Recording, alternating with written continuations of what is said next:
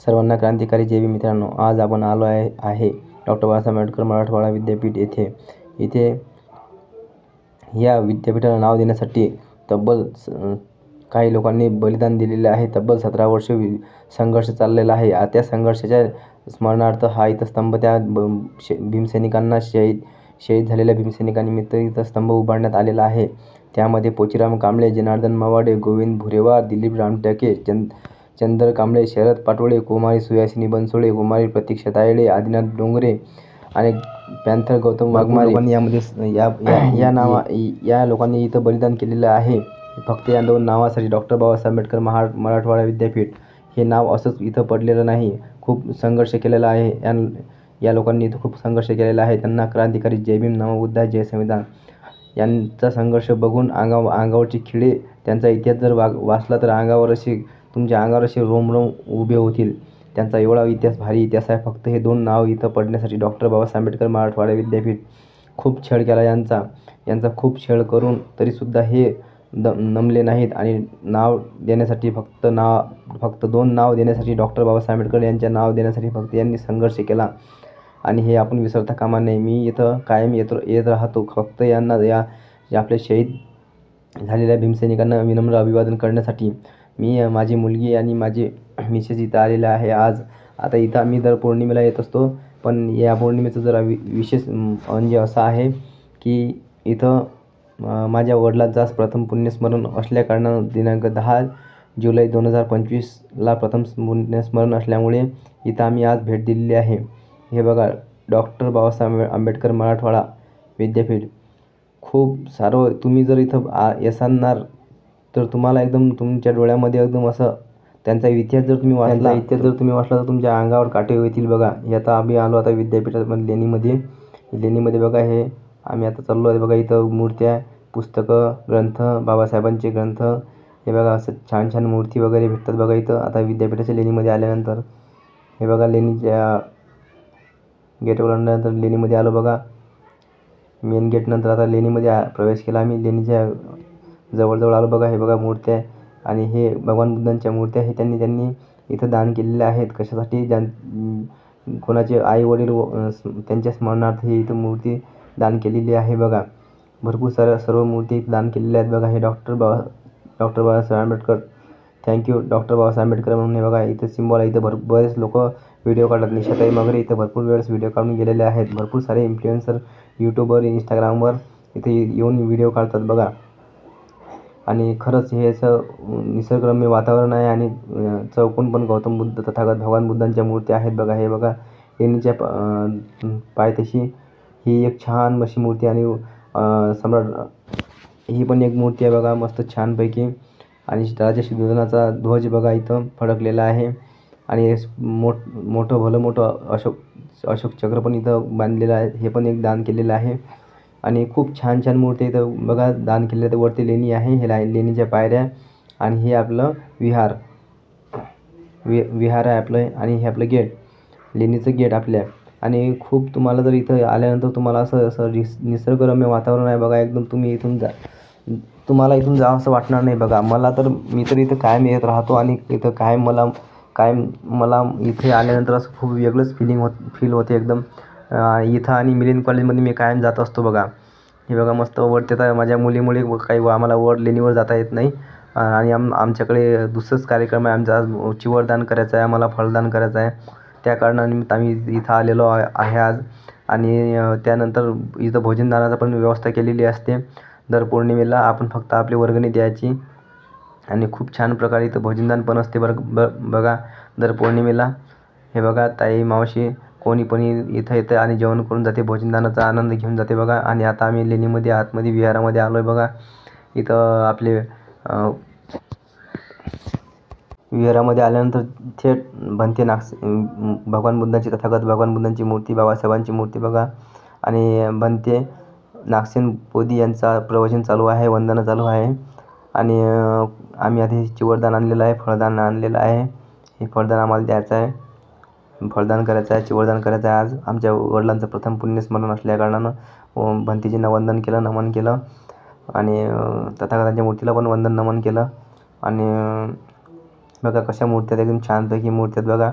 भंतीजी नागसेन बोधी यांचं प्रवचन मी कायम स्वरूपात ऐकतो आणि त्यांच्या संपर्कात मी बऱ्याच दिवसापासून आहो बघा. आणि इथं धम्मदान वगैरे आहेत, धम्मदान पण करता येते बघा. आमची रमा दिदी बघा कशी माझं पाकिट घेऊन खेळत आहे बघा.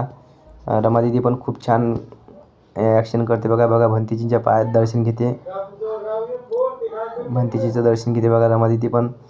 आणि खूप छानपैकी इथं असं आल्यानंतर असं इथून जावं असं वाटत नाही बघा. तथागतांच्या चरणात म्हणजे असं वेगळंच असं फिलिंग होते बघा. इथं भंतीचे वगैरे तथागत भगवान बुद्धांची मूर्त्या. आणि हे बघा बाहेर आता आल्यानंतर आता दर्शन वगैरे घेऊन बाहेर आलो बघा. हे पण बघा मूर्त्या कशा भारी भारी मूर्त्या आहेत बघा तथागत भगवान बुद्धांच्या. आणि खरंच निसर्गरम्य वातावरणात असं दूर जावं असं वाटत नाही बघा. एकदम खूप छान वाटते बघा. आणि गर्दी तर इथं भरपूर सर्व गर्दी राहते बघा. रविवारच्या दिवशी भरपूर गर्दी राहते आणि पौर्णिमेच्या दिवशी पण भरपूर गर्दी राहते बघा. इथं बघा कसं वातावरण आहे बघा बुद्ध विहाराचं आपल्या. हे मेन लोकेशन बघा विपश्यना बुद्ध विहार धम्मभूमी बुद्ध लेणी औरंगाबाद.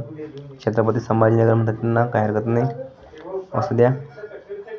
परत सर्वांना क्रांतिकारी जय भीम, नमो बुद्धाय, जय संविधान. आणि आपला व्हिडिओ कसा आवडला मित्रांनो, आवडल्यास नक्की लाईक आणि शेअर आणि कमेंट करा. आणि तुमच्या लहान भावाला 100% सपोर्ट करा, ही नम्र विनंती. सर्वांना क्रांतिकारी जय भीम.